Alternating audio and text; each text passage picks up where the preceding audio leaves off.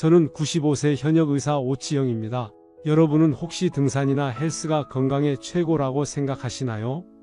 저도 30여 년 전까지만 해도 그렇게 생각했었습니다.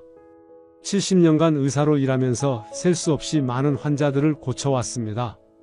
그런데 정작 제 자신의 건강은 돌보지 못했습니다. 하루 4-5시간도 자지 못했고 식사를 제대로 해본 적이 드물 정도였으니까요. 그렇게 바쁘게 살다가 65세가 되던 해 갑작스럽게 찾아온 어지럼증으로 쓰러졌고, 그래서 그때 깨달았습니다. 아무리 좋은 영양제를 먹어도 소용없다는 것을요. 그러다가 우연히 찾은 것이 바로 생활 속 작은 습관들이 이렇게 만들었다는 것을 알았습니다. 놀랍게도 이 습관들은 등산보다도 효과적이었고 제 인생을 완전히 바꿔놓았습니다. 지금도 매일 오전에 환자들을 진료하고 있습니다. 많은 분들이 제 나이에 아직도 의사 생활을 한다는 것에 놀라워하시는데, 사실 저에게는 이것이 가장 행복한 일상입니다.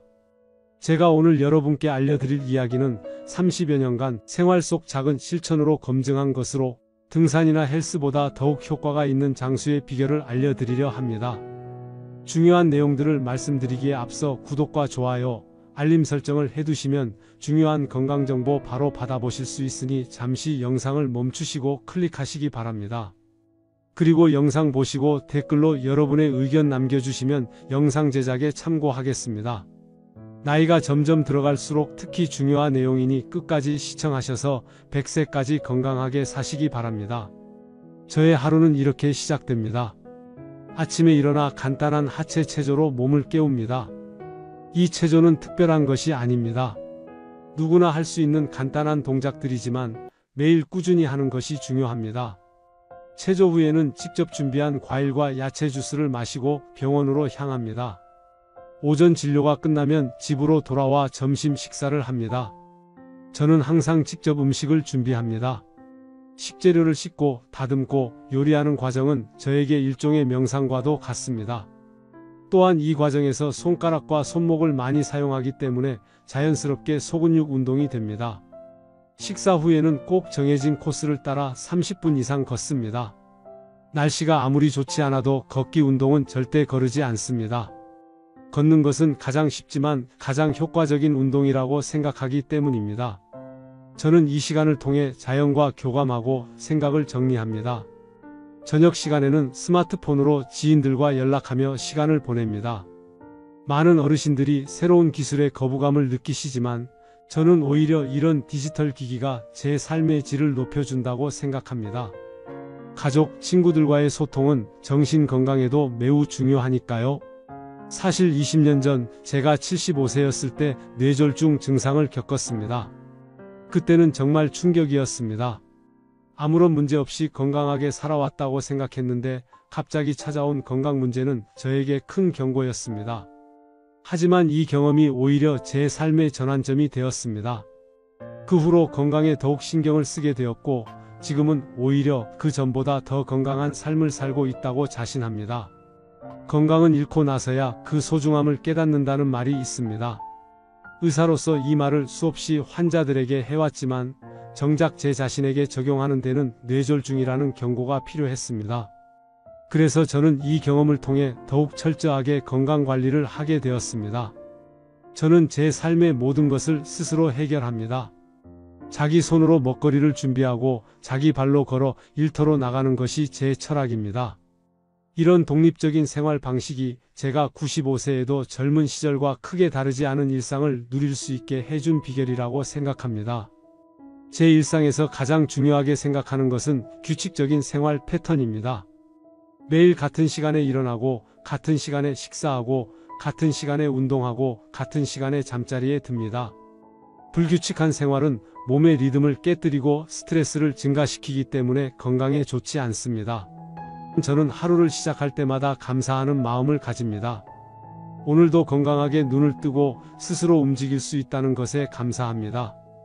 많은 사람들이 이런 당연한 것들을 그냥 지나치곤 하지만 실은 이런 작은 것들이 가장 큰 축복입니다. 이런 긍정적인 마음가짐이 제 건강의 또 다른 비결이라고 생각합니다. 스트레스를 피할 수는 없지만 오히려 그것을 즐기는 마음으로 받아들이면 우리 몸에 미치는 나쁜 영향을 줄일 수 있습니다. 저는 제 경험과 의학적 지식을 바탕으로 건강한 노후를 위한 45가지 비결을 정리했습니다. 그 중에서도 가장 중요한 것은 지금 당장 실천 가능한 것부터 시작하라는 것입니다. 어렵고 큰 변화를 한꺼번에 시도하기보다는 작은 습관부터 하나씩 바꿔나가는 것이 더 효과적입니다. 많은 사람들이 건강해지기 위해 대단한 무언가를 해야 한다고 생각합니다. 비싼 건강식품이나 고가의 운동기구를 구입하거나 갑자기 강도 높은 운동을 시작하죠. 하지만 그런 것들은 오래 지속되기 어렵습니다. 가장 좋은 방법은 일상 속에서 쉽게 실천할 수 있는 작은 습관들을 꾸준히 이어가는 것으로, 제가 알려드리는 건강법은 전부 간단하고 돈이 들지 않습니다. 따라서 그대로 따라하면 누구나 건강하게 장수할 수 있습니다. 꾸준한 실천으로 이 습관들을 자기 것으로 만든다면 여러분도 저처럼 90대에도 활기찬 삶을 살 수 있을 것입니다. 다음에는 노화와 건강관리의 경제적 가치에 대해 더 자세히 이야기해 보겠습니다. 좋은 건강 정보를 많이 넣어서 영상이 길 수 있습니다. ASMR처럼 주무시면서 들어보세요. 정보도 없고 잠도 잘 올 것입니다. 그럼 다시 이어서 말씀드리겠습니다. 건강은 단순한 신체적 상태가 아니라 우리의 삶의 질과 경제적 상황에도 큰 영향을 미치기 때문입니다. 70년간 의사로 일하면서 가장 안타까웠던 일 중 하나는 미리 건강을 관리했다면 충분히 예방할 수 있었을 질병으로 고통받는 환자들을 보는 것이었습니다. 더 안타까운 것은 이런 질병들이 결국 경제적으로도 큰 부담을 가져온다는 점입니다. 간단한 생활 습관 개선만으로도 치매 발생률을 절반으로 줄이고 뇌 노화를 75%까지 늦출 수 있다는 사실 알고 계셨나요? 이것이 단순한 건강의 문제가 아니라 경제적인 문제이기도 하다는 점을 강조하고 싶습니다. 제 진료실에 오시는 환자들 중 빠른 노화를 경험하는 환자들은 모든 질병에 걸릴 위험이 증가했습니다. 특히 나이가 들면서 팔과 다리는 가늘어지고 배가 나오는 현상이 나타납니다. 이런 체형 변화는 단순한 외모의 문제가 아닙니다. 이는 근육량이 감소하고 내장 지방이 증가했다는 신호로, 이런 상태에서는 치매에 걸릴 확률이 4배나 증가하고 간병인이나 기저귀가 필요한 상황이 될 확률이 10배나 높아집니다. 강의할 때마다 늘 강조하는 것이 있습니다. 영양제에 돈을 쓰는 대신 운동에 투자하세요. 이것만으로도 20억 원 이상을 절약할 수 있습니다. 많은 분들이 이 말을 듣고 과장이라고 생각하시지만 실제로 건강관리와 경제적 가치는 매우 밀접한 관계가 있습니다. 최근 발표된 자료를 보면 2040년대가 되면 한국에서 간병이 필요한 인구가 200만에서 400만 명까지 증가할 가능성이 있습니다. 이는 엄청난 숫자입니다. 지금도 많은 가정에서 노인 간병으로 고통받고 있는데 앞으로는 그 숫자가 더욱 늘어날 것입니다. 현재 24시간 간병이 필요한 경우 매달 500만 또는 600만 원의 간병 비용이 필요합니다. 이 금액을 지속적으로 충당하려면 약 18억 7,500만 원의 자산이 필요하다는 거죠. 그래서 20억 원을 가지고 은퇴하더라도, 그리고 간병 비용은 점점 더 증가할 것이므로 실제로는 더 많은 자금이 필요할 것입니다. 이런 상황을 생각하면 건강관리에 투자하는 것이 얼마나 중요한지 알 수 있습니다. 영양제보다 운동에 투자하라는 말은 단순한 건강 조언이 아니라 경제적 조언이기도 합니다. 많은 분들이 노후를 위해 재테크에 관심을 갖고 투자를 하십니다. 물론 그것도 중요합니다. 하지만 아무리 많은 돈을 모아도 건강을 잃으면 그 돈은 의미가 없어집니다. 오히려 그 돈은 병원비와 간병비로 빠르게 소진될 것입니다. 제 환자 중에 한 분이 계셨습니다. 그분은 평생 돈을 모으기 위해 열심히 일하셨고 건강은 나중에 신경 쓰면 된다고 생각하셨습니다. 결국 60대 초반에 심각한 건강 문제로 입원하게 되었고, 그 후 10년 동안 간병인의 도움 없이는 일상생활이 불가능한 상태로 지내셨습니다. 그분이 평생 모은 재산은 대부분 의료비와 간병비로 사용되었습니다. 반면 또 다른 환자분은 젊었을 때부터 건강관리에 신경 쓰셨습니다. 규칙적인 운동과 건강한 식습관을 유지하셨고 지금 90대에도 독립적인 생활을 하고 계십니다. 그분은 경제적으로 크게 부유하지는 않지만 의료비와 간병비에 대한 부담이 없어 노후를 행복하게 보내고 계십니다. 이 두 사례를 통해 우리는 건강이 곧 경제적 자산이라는 것을 알 수 있습니다. 건강에 투자하는 것은 미래의 의료비와 간병비를 절약하는 것이며 이는 수십억 원의 가치가 있습니다. 그렇다면 어떻게 건강에 투자할 수 있을까요? 비싼 헬스장 회원권이나 고가의 건강식품을 구매하는 것이 답이 아닙니다. 가장 중요한 것은 일상 속에서 건강한 습관을 만드는 것입니다. 예를 들어 매일 30분 이상 걷는 것만으로도 심혈관 질환, 당뇨병, 고혈압 등의 위험을 크게 줄일 수 있습니다. 이것은 돈이 들지 않지만 건강에는 엄청난 가치가 있는 투자입니다. 또한 건강한 식습관을 유지하는 것도 매우 중요합니다. 가공식품이나 패스트푸드 대신 신선한 과일, 채소, 통곡물 위주의 식단을 유지하면 여러 만성질환을 예방할 수 있습니다. 처음에는 조금 번거롭게 느껴질 수 있지만 이건 역시 장기적으로 봤을 때 엄청난 경제적 가치가 있는 투자입니다. 그리고 정기적인 건강검진도 중요합니다. 많은 질병은 초기에 발견하면 치료가 쉽고 비용도 적게 듭니다. 하지만 방치하면 심각한 상태가 되어 치료가 어려워지고 비용도 크게 늘어납니다. 저의 경우 75세에 뇌졸중 증상을 겪었을 때 다행히 초기에 발견하여 적절한 치료를 받을 수 있었습니다. 만약 그때 증상을 무시하고 방치했다면 지금처럼 활동적인 삶을 살 수 없었을 것입니다. 그리고 치료 비용도 훨씬 더 많이 들었을 것입니다. 건강관리는 일종의 투자입니다. 젊을 때부터 건강에 투자하면 그 효과는 시간이 지날수록 더 커집니다. 마치 복리 효과처럼 건강한 습관들이 쌓이면서 노년기에 더 큰 차이를 만들어냅니다. 반대로 건강을 소홀히 하면 그 대가도 시간이 지날수록 커집니다. 젊을 때는 몸이 회복력이 좋아 건강을 해치는 습관들이 바로 문제가 되지 않을 수 있습니다. 하지만 나이가 들면서 그 영향이 누적되어 결국 심각한 건강 문제로 나타납니다. 직접 경험한 바로는 70세까지는 건강에 크게 신경 쓰지 않아도 괜찮다고 느끼는 분들이 많습니다. 하지만 70세 이후부터는 젊을 때의 생활 습관이 건강 상태에 크게 영향을 미치기 시작합니다. 그때 와서 건강관리를 시작하면 이미 늦은 경우가 많습니다. 따라서 건강관리는 일찍 시작할수록 좋습니다. 20대, 30대부터 건강한 습관을 만들어 가는 것이 가장 좋지만 지금 당장 시작하는 것도 늦지 않았습니다. 중요한 것은 꾸준함입니다. 건강은 곧 경제적 자유입니다. 건강을 유지하면 의료비와 간병비를 절약할 수 있을 뿐만 아니라 노년기에도 활동적으로 지내며 돈을 벌 수 있는 기회도 늘어납니다. 95세에도 일을 계속할 수 있다면 그것은 경제적으로도 큰 도움이 됩니다. 2040년대에는 노화로 인한 의료와 간병 부담이 국가적으로 감당하기 어려울 정도로 커질 전망입니다. 따라서 개인이 스스로 건강을 지키는 것이 더욱 중요해질 것입니다. 여러분, 이 같은 건강 정보를 친구와 지인분들께 공유해 주시기 바랍니다.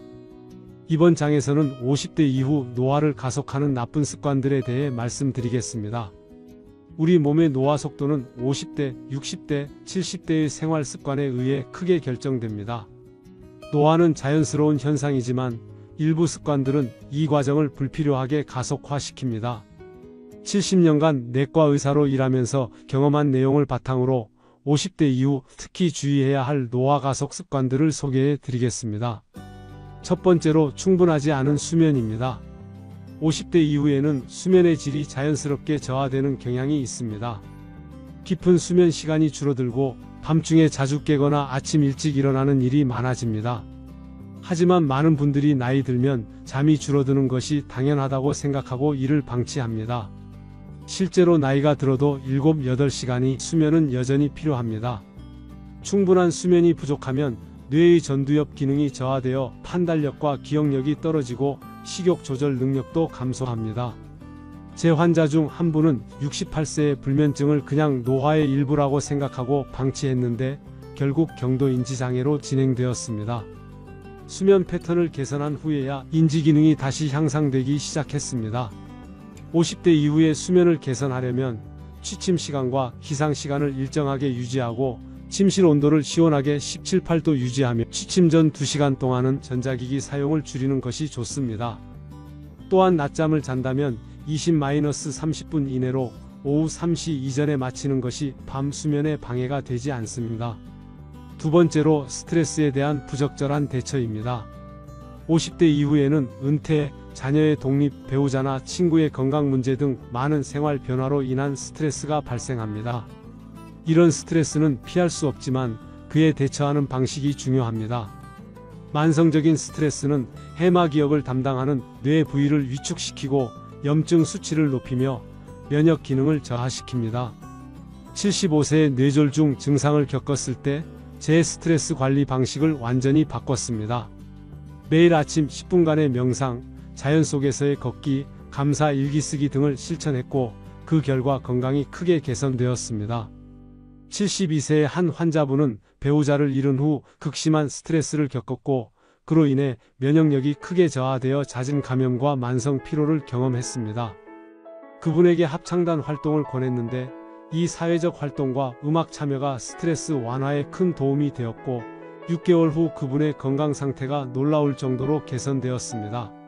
세 번째로 불균형한 식습관입니다. 50대 이후에는 신체 활동량이 줄어들고 기초 대사량이 감소하기 때문에 식습관이 더욱 중요해집니다. 하지만 많은 분들이 젊었을 때와 같은 양을 드시거나 반대로 영양 섭취가 부족해지는 경우가 많습니다. 특히 단순당과 정제된 탄수화물인 흰쌀, 흰빵, 떡, 면류 위주의 식단은 혈당 스파이크를 일으키고 이는 체내 염증을 증가시켜 노화를 가속화합니다. 또한 나이가 들면 단백질 흡수율이 떨어지기 때문에 더 많은 양질의 단백질이 필요합니다. 78세의 한 환자분은 입맛이 없어서라는 이유로 주로 흰 죽과 국수만 드셨습니다. 그 결과 근감소증이 빠르게 진행되고 면역력이 저하되어 잦은 감기와 폐렴으로 고생하셨습니다. 그분의 식단에 양질의 단백질인 생선, 두부, 계란과 다양한 채소를 추가한 후 6개월 만에 근력이 향상되고 감염 빈도가 크게 줄었습니다. 네 번째로 운동 부족입니다. 50대 이후에는 자연스럽게 신체 활동이 줄어들고 이로 인해 근육량 감소가 가속화됩니다. 65세 이후에는 매년 약 1~2%의 근육량이 감소하는데 운동을 전혀 하지 않으면 그 속도가 2~3배까지 빨라질 수 있습니다. 근육 감소는 단순히 힘이 약해지는 것 이상의 문제를 일으킵니다. 근육은 우리 몸의 당을 소비하는 주요 조직이므로 근육이 줄어들면 당뇨병 위험이 증가합니다.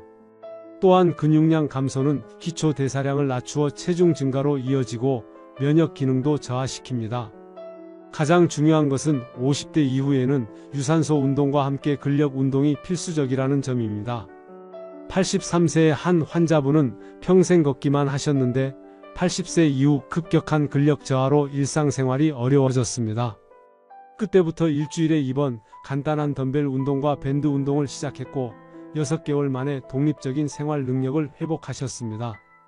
저는 50대부터 근력 운동을 시작했고 지금도 매주 3회 간단한 덤벨과 자신의 체중을 이용한 운동을 계속하고 있습니다.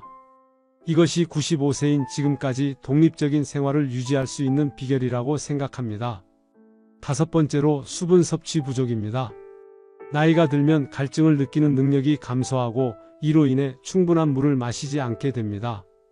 50대 이후에는 피부의 수분 함량이 자연스럽게 감소하고 신장 기능도 저하되기 때문에 적절한 수분 섭취가 더욱 중요합니다.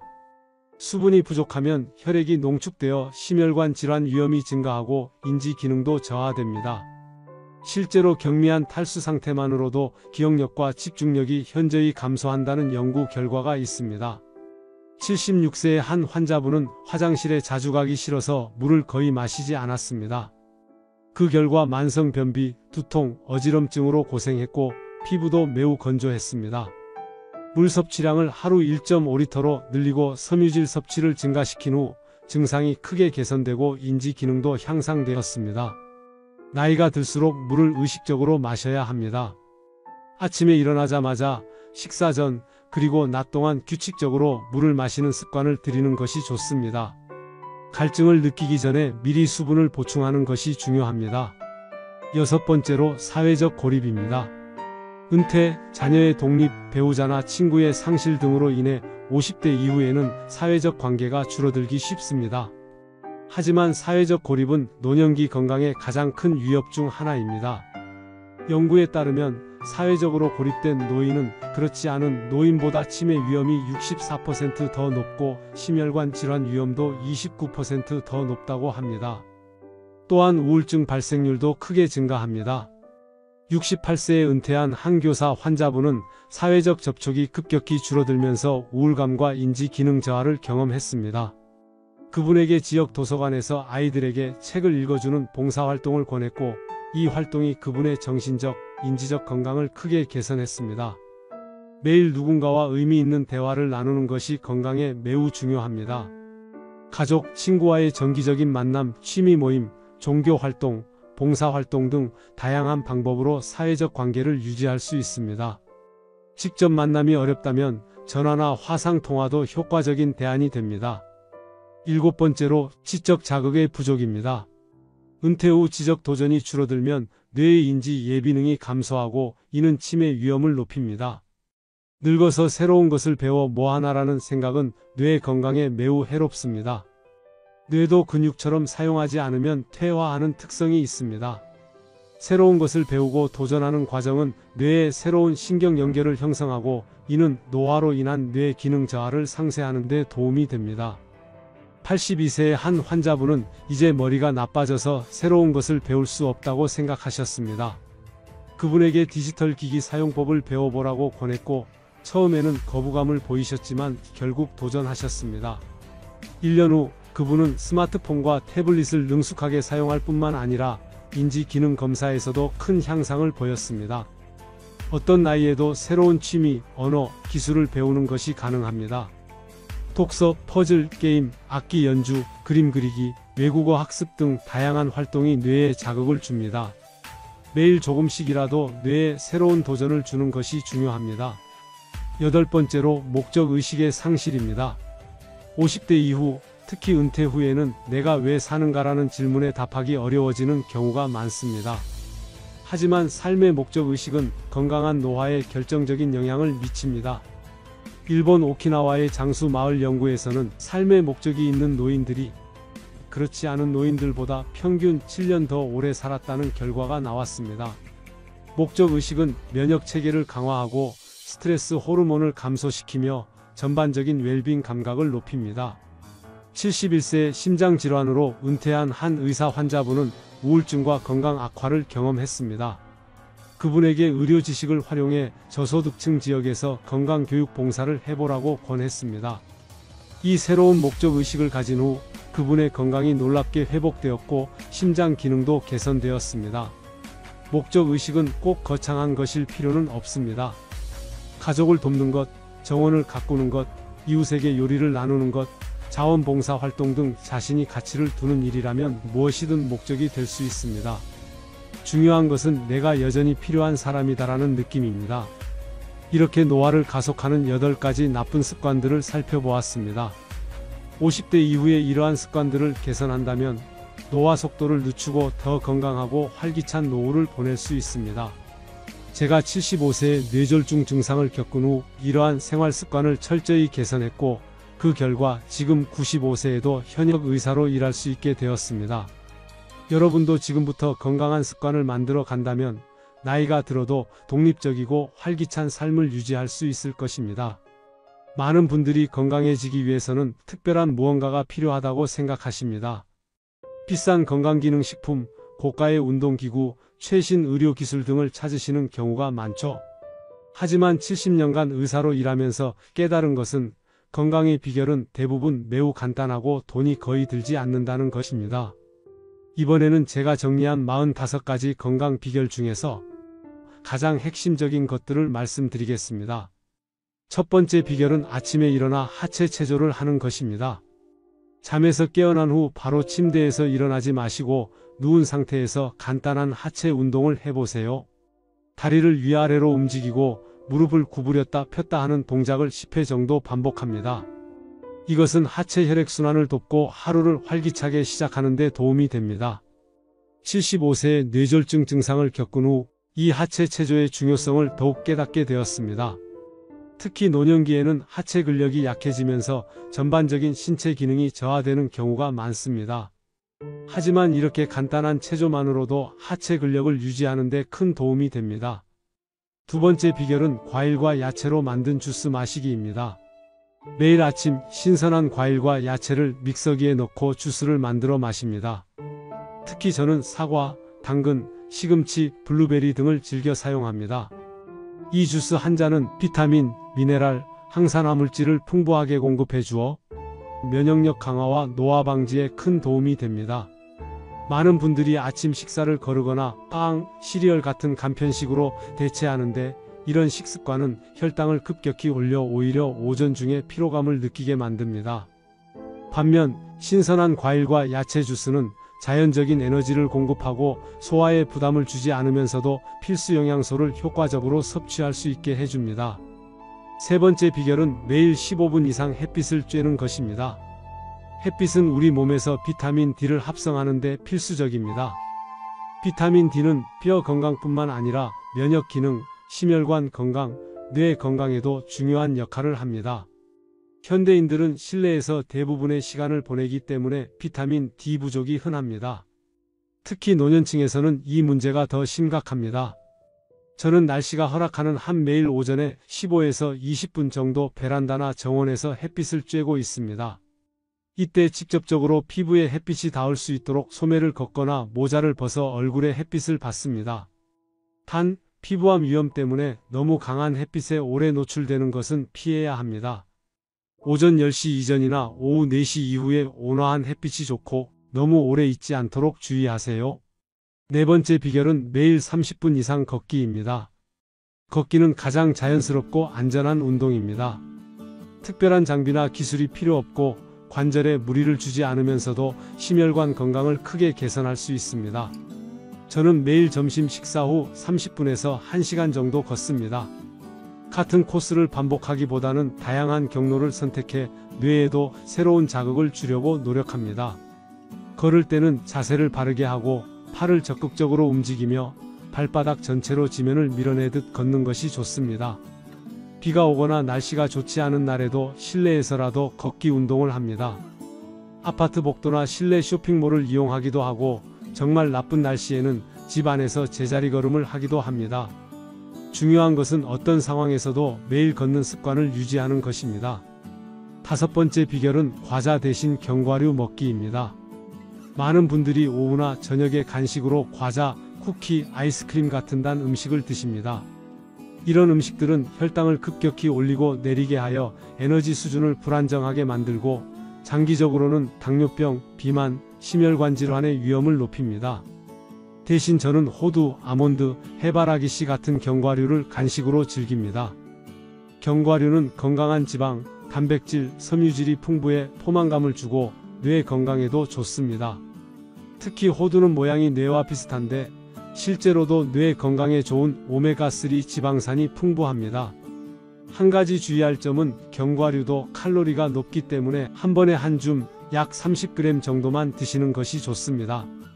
또한 소금이나 설탕이 첨가된 제품보다는 자연 그대로의 생견과류나 가볍게 로스팅된 것을 선택하세요.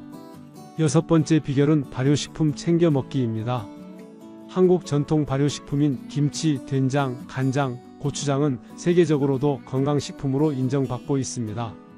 이러한 발효식품은 장내 미생물 환경을 개선하여 면역력을 높이고 염증을 줄이며 심지어 뇌 건강에도 긍정적인 영향을 미칩니다. 저는 매일 김치를 먹고 된장국을 자주 끓여 먹습니다. 또한 요구르트나 케피어 같은 유산균 발효유도 섭취하려고 노력합니다. 장 건강이 전반적인 건강과 면역력, 그리고 뇌 건강에도 큰 영향을 미친다는 연구 결과가 계속해서 발표되고 있습니다. 일곱 번째 비결은 스트레스를 즐기는 것입니다. 이상하게 들리시겠지만 스트레스 자체가 문제가 아니라 스트레스에 대한 우리의 반응이 문제입니다. 스트레스를 부정적으로만 인식하면 그 자체가 더 큰 스트레스가 됩니다. 대신 저는 스트레스를 도전으로 받아들이고 심지어 즐기려고 노력합니다. 어려운 환자 케이스나 복잡한 의학 문제를 해결해야 할 때 그것을 짐이 아닌 흥미로운 퍼즐로 바라봅니다. 이런 마음가짐은 코르티솔 같은 스트레스 호르몬의 부정적 영향을 줄이는 데 도움이 됩니다. 여덟 번째 비결은 충분한 수면 취하기입니다. 나이가 들면 수면의 질이 저하되고 수면 시간이 줄어드는 경향이 있지만 그렇다고 수면이 덜 중요해지는 것은 아닙니다. 오히려 노년기에는 양질의 수면이 더욱 중요합니다. 저는 매일 밤 9시에서 10시 사이에 잠자리에 들어 7시간 정도 수면을 취하려고 노력합니다. 잠들기 전 2시간 동안은 스마트폰이나 컴퓨터 사용을 자제하고 가벼운 스트레칭이나 명상을 합니다. 또한 침실은 시원하고 어둡게 유지하며 카페인이나 알코올 같은 수면을 방해하는 물질을 저녁에는 피합니다. 9번째 비결은 웃음을 잃지 않는 것입니다. 웃음은 최고의 약입니다. 웃음은 스트레스 호르몬을 감소시키고 면역세포의 활동을 증가시키며 진통 효과가 있는 엔도르핀을 분비합니다. 또한 웃음은 사회적 유대감을 강화하고 우울증 예방에도 도움이 됩니다. 저는 매일 웃으려고 의식적으로 노력합니다. 재미있는 책이나 영화를 즐기고 유머 감각이 있는 사람들과 교류하며 자신의 실수나 약점도 웃음으로 받아들이려고 합니다. 특히 환자들과의 대화에서도 적절한 유머를 사용하여 그들의 긴장을 풀어주고 치료 효과를 높이는데 이것이 의사로서 제 성공 비결 중 하나라고 생각합니다. 마지막으로 10번째 비결은 감사하는 마음 가지기입니다. 매일 아침 눈을 떴을 때 그리고 밤에 잠자리에 들기 전 감사한 일들을 떠올립니다. 건강하게 하루를 시작할 수 있음에, 맛있는 음식을 먹을 수 있음에, 사랑하는 사람들과 연락할 수 있음에 감사합니다. 이러한 감사의 습관은 우리의 관점을 긍정적으로 바꾸고 작은 것들에서도 기쁨을 찾을 수 있게 해줍니다. 연구에 따르면 감사하는 마음을 가진 사람들은 스트레스에 더 잘 대처하고 더 나은 수면을 취하며 심지어 심혈관 건강도 더 좋다고 합니다. 지금까지 제가 실천하고 있는 10가지 건강 비결을 소개해 드렸습니다. 이 방법들이 특별하게 들리지 않을 수도 있습니다. 그러나 그것이 바로 요점입니다. 건강의 비결은 거창하거나 비싼 것이 아니라 일상 속에서 꾸준히 실천할 수 있는 간단한 습관들입니다. 꼭 기억하세요. 지속성이 핵심입니다. 이러한 건강 습관들을 하루아침에 모두 바꾸려고 하지 마시고 한 번에 한 가지씩 작은 것부터 시작하여 그것이 자연스러운 습관이 되도록 하는 것이 중요합니다. 이번에는 노화를 늦추는 가장 중요한 방법인 운동에 대해 알려드리겠습니다.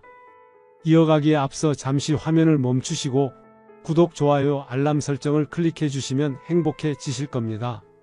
자, 이제 운동의 생활화에 대해 더 자세히 알려드리겠습니다.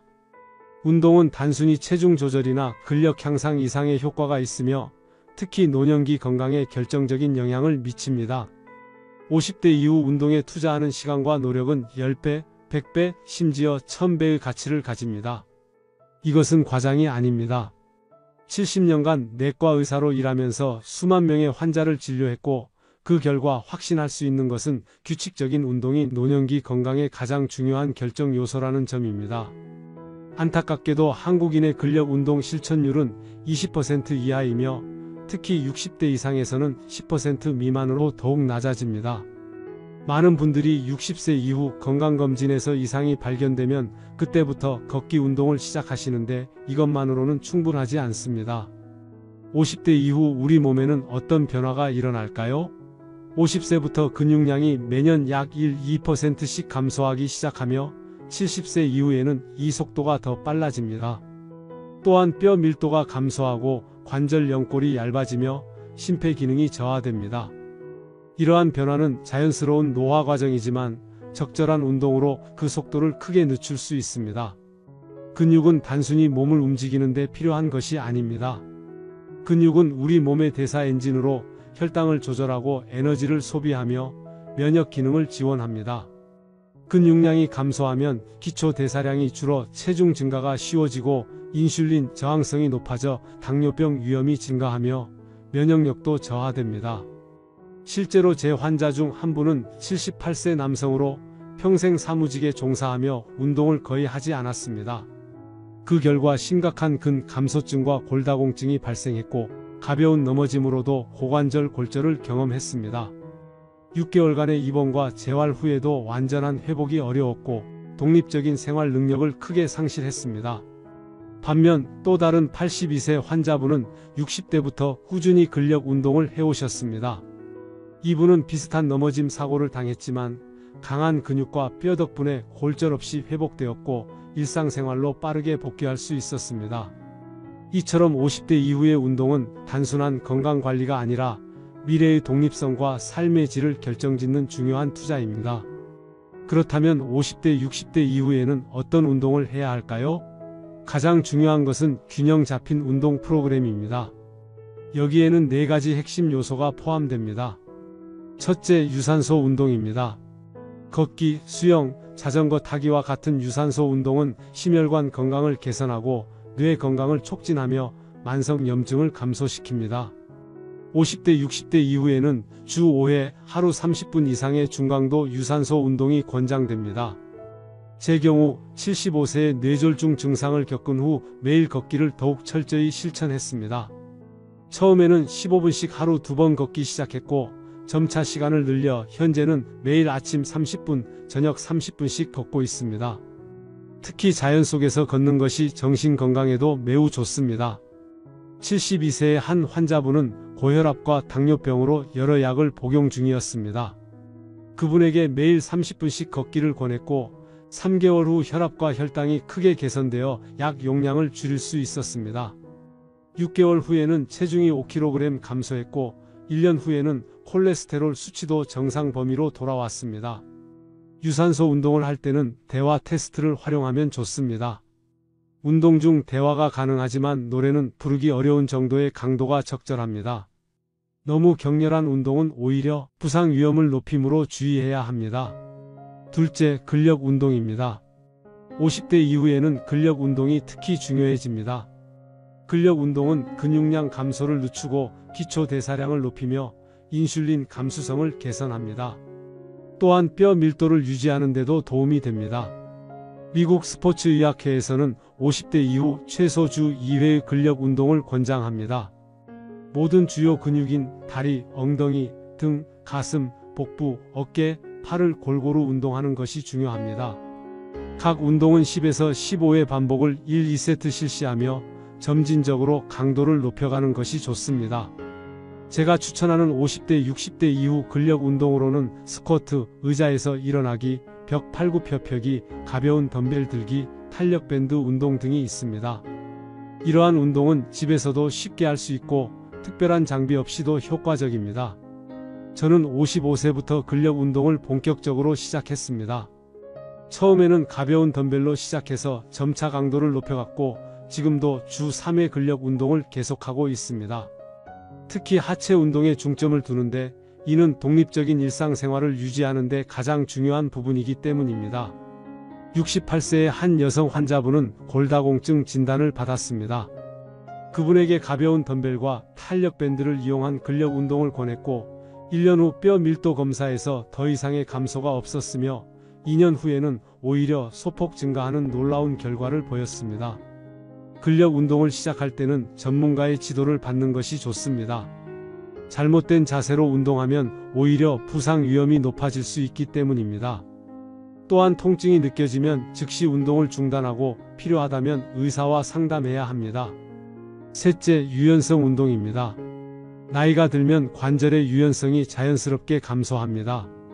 이는 일상 동작의 제한과 부상 위험 증가로 이어질 수 있습니다. 스트레칭, 요가, 태극권과 같은 유연성 운동은 관절 가동 범위를 유지하고 균형 감각을 향상시키며 근육통을 줄이는 데 도움이 됩니다. 유연성 운동은 매일 10에서 15분씩 실천하는 것이 좋습니다. 특히 아침에 일어나서 간단한 스트레칭으로 하루를 시작하면 관절이 뻣뻣해지는 것을 예방하고 혈액순환을 촉진할 수 있습니다. 제가 매일 실천하는 간단한 스트레칭 루틴은 다음과 같습니다. 목 회전, 어깨 돌리기, 팔 뻗기, 몸통 비틀기, 엉덩이 관절 스트레칭, 종아리 스트레칭. 각 동작을 천천히 15에서 20초씩 유지하며 호흡을 깊게 하는 것이 중요합니다. 76세의 한 환자분은 어깨 통증으로 오랫동안 고생하셨습니다. 그분에게 매일 아침 5분간의 어깨 스트레칭을 권했고 3주 후 통증이 눈에 띄게 감소했으며 2개월 후에는 거의 모든 일상 활동을 통증 없이 수행할 수 있게 되었습니다. 넷째, 균형 운동입니다. 균형 감각은 50대 이후 급격히 저하될 수 있으며 이는 낙상 위험을 크게 높입니다. 65세 이상 노인의 약 30%가 매년 한 번 이상 넘어지며 이 중 약 10%는 골절과 같은 심각한 부상으로 이어집니다. 균형 운동은 낙상 예방에 매우 효과적입니다. 간단한 균형 운동으로는 한 발로 서기, 발 뒤꿈치 발끝 걷기, 의자에서 일어나 걷기, 태극권 등이 있습니다. 이러한 운동은 하루 10에서 15분씩 가능하면 매일 실천하는 것이 좋습니다. 저는 양치질할 때 한 발로 서기를 실천합니다. 처음에는 벽을 짚고 시작해서 점차 지지 없이 할 수 있게 되었습니다. 이 간단한 습관이 균형 감각을 유지하는 데 큰 도움이 되었습니다. 82세의 한 환자분은 6개월 동안 주 2회 태극권 수업에 참여했습니다. 그 결과 균형 감각이 크게 향상되었고 걸음걸이도 더 안정되었으며 낙상에 대한 두려움도 감소했습니다. 또한 태극권의 명상적 요소가 정신적 안정에도 도움이 되었다고 말씀하셨습니다. 이처럼 50대 이후의 이상적인 운동 프로그램은 유산소 운동, 근력 운동, 유연성 운동, 균형 운동을 모두 포함해야 합니다. 하지만 이것이 너무 부담스럽게 느껴진다면 작은 것부터 시작하세요. 가장 중요한 것은 꾸준함입니다. 운동을 시작하기 전에 주의해야 할 몇 가지 사항이 있습니다. 50대 이후, 특히 기존 건강 문제가 있는 경우에는 운동 시작 전 의사와 상담하는 것이 좋습니다. 또한 충분한 준비 운동과 정리 운동을 통해 부상 위험을 줄이고 처음에는 낮은 강도로 시작해서 점진적으로 증가시켜야 합니다. 또한 운동 중 통증, 심한 호흡 곤란, 어지러움, 가슴 통증 등이 발생하면 즉시 운동을 중단하고 의료 도움을 구해야 합니다. 운동은 건강에 좋지만 자신의 몸 상태를 존중하는 것도 중요합니다. 50대 이후 운동을 꾸준히 하기 위한 몇 가지 팁을 드리겠습니다. 첫째, 즐거운 운동을 선택하세요. 자신이 좋아하는 활동이어야 오래 지속할 수 있습니다. 둘째, 운동 파트너나 그룹 활동을 찾으세요. 사회적 요소는 동기부여에 큰 도움이 됩니다. 셋째, 일상의 운동을 통합하세요. 별도의 시간을 내기 어렵다면 일상활동 계단 오르기, 집안일을 좀 더 활동적으로 수행하는 것만으로도 도움이 됩니다. 제 환자 중 한 분은 70세에 처음으로 수영을 배우기 시작했습니다. 처음에는 물에 대한 두려움도 있었지만 점차 자신감이 생겼고 현재 78세인 그분은 주 3회 수영장에서 1km를 수영합니다. 그분의 심폐기능과 근력은 같은 나이대 평균보다 훨씬 좋으며 정신적으로도 매우 활기차십니다. 다른 환자분은 65세에 은퇴 후 마을 등산 동호회에 가입했습니다. 매주 산행을 통해 체력이 크게 향상되었고 새로운 친구들을 사귀면서 사회적 고립에서도 벗어났습니다. 이분은 산에 오르는 것이 인생의 이모저모를 극복하는 데 도움이 된다고 말씀하셨습니다. 50, 60대 이후의 운동은 단순히 몸을 건강하게 하는 것을 넘어 삶의 질과 독립성을 결정짓는 중요한 요소입니다. 저는 95세의 나이에도 현역 의사로 일할 수 있는 비결 중 가장 큰 것은 바로 꾸준한 운동이라고 자신 있게 말씀드릴 수 있습니다. 여러분도 지금부터 작은 것이라도 시작하세요. 하루 10분 걷기부터 시작해도 좋습니다. 그것이 여러분의 미래 10년, 20년을 완전히 바꿀 수 있습니다. 여러분의 관심에 감사드립니다. 앞으로도 더 많은 건강 정보로 찾아뵙겠습니다. 구독, 좋아요, 알림 설정 부탁드리고 영상을 지인분들께 공유해 주셔서 많은 분들이 건강해지도록 해주시면 좋겠네요. 이상으로 오늘의 영상을 마치겠습니다. 반복해서 시청하시고 건강한 노년 행복하게 보내시기 바랍니다. 감사합니다.